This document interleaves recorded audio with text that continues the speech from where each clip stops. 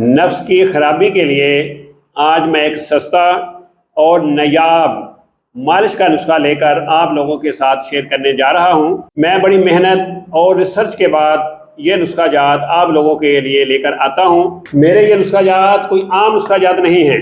आप इनको बनाकर ज़रूर इस्तेमाल करें। इंशाल्लाह अल्लाह के फजल करम से ज़रूर फ़ायदा होगा। बिस्मिल्लाहिर्रहमानिर्रहीम।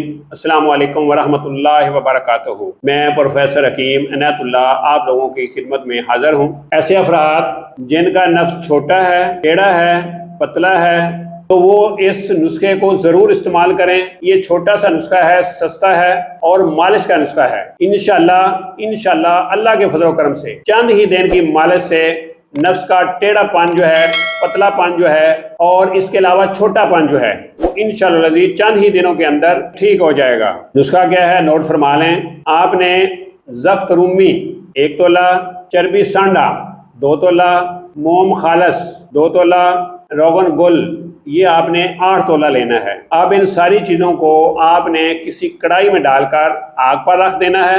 जब ये सारी चीज़ें पिघल जाएं, मिक्स हो जाएं, तो फिर आपने एहतियात से इसको किसी शीशे की बोतल ले लें या कोई और बर्तन ले लें, उसमें आपने इसको निकालना है। तो रोज़ाना आपने सुबह और शाम आपने इसकी इस तरह से मालिश करनी है, लेकिन जिस तरफ टेढ़ापन हो उस तरफ आपने ये ज़्यादा मालिश करनी है।